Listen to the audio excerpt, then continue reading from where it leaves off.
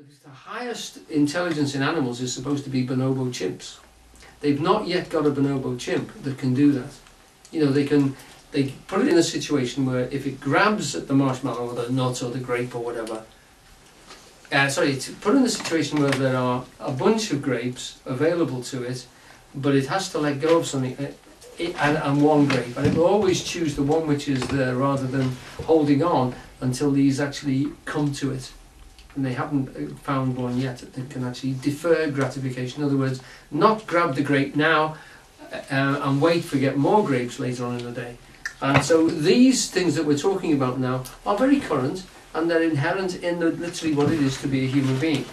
Okay. We don't seem to be allowing for the fact that there might be very, very different kinds of consciousness in the universe. Oh, we do. We're talking about that now. Honest, we are. And we are seem talking to be coming about back to spider human kinds of consciousness all the time, constantly coming back to defining consciousness as though it's this sort of human kind of thing. Well, we have to, because that's where anthropomorphic. We are human shape. That's what we are. Even when we look at atoms, we go, do they make choices? But what if they're conscious in a completely different way? What if the atom is aware of all the other atoms around it? Yes. I mean, that sounds to me like maybe even a more superior kind of consciousness to what we have. Yeah, a bigger one. That's what I meant by saying there's a whole field of that. There is an electron field in which it is living. We don't actually think now it's a particle. We think that there's an intenser part of the field, perhaps, which is rotating. But not even that. There's a cloud of electron in which, at any, as Bob was saying, at any point we can know the size of the electron. We don't know where it is if we know its size, and if we know where it is, we don't know the other quality of the speed at which it's moving.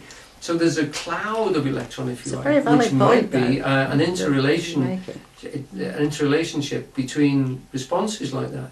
So no, I'm not saying. But I would still say that's still a human possibility. Like in a crowded room, you know, you're aware of lots of things subliminally, and we can only describe it in human terms. Surely, I mean, God playing marbles. Yeah, you know, field movement. Very much. I think it's a valid point. If we know, but what I mean, sometimes you hear of shaman that tune into trees, become a tree. You know, so why if we say as you're saying now, then we are going to exclude ever knowing. No, we sure. But don't those shaman actually express what the tree does in terms of human consciousness? Don't they say that it needs or it wants something, that it's moving towards something in the way that a human being can understand? Because if they don't, no other human being would understand it. Well, I doubt if you could become a tree, you'd be able to describe what it was like. Oh, I don't know. Except to human beings in other human terms. Into human language. You'd have to put it into human terms. Well, that's what a shaman does, isn't he? Exactly. He travels between the two worlds, as it were, and brings back messages or stories. He doesn't stay as a tree, does he? But wouldn't you say that Halliday would say that you can do that because consciousness, as absolute sentient power, creates things and then identifies with them? We're identified. You're jumping ahead. The next quote is when we being human. Wait, you hurry. Sorry, but we're read the quote. We're identified with being human, but if we were to let go of it, we could identify with the consciousness in the tree, or in another animal. But if we could really do it, we could feel what that feels like, and then bring back an interpretation. Yeah, but what you're doing here is you're entertaining ideas. There's no problem with entertaining ideas. Well, I'm sure that you could say anything about anything, you know. You could say, I wonder what it's like to be that big teapot. Perhaps it's like this. That's not entertaining. The same as wandering, to actually feel. But doing it, but for it to be the case that it is, we're going to get to the point when we have is a different thing. It was actually saying that all we have, literally, is that level of engagement in terms of our experience. And that's all. If a tree has a conscious experience, that would be what it would be like. It would be a level of engagement, very possibly like that. But we can only discuss it, and we have to discuss it to stay alive in the world at that level. And this is what Eugene is about to say. So if you'd like to read this, in my world, it feels like the tree's alive. In my world, it feels like other things are alive. Yes, it really does feel that way. It does with all of us, Tony. So it's oh, good. Well, I don't know. Does it feel like that? So why are we discussing it in this narrow kind of way? It doesn't feel like that. Because if you say a shaman's going to tell you what it's like to be like a tree, that's not the same thing as growing things in a garden and knowing they're alive. Yeah. And I mean, with absolute certainty, knowing they're alive. Knowing they're injured, knowing they're diseased is not the same thing as going, I was a tree the other night, you know, because I'm a shaman. No, I'm using that as an example. That's outside my experience.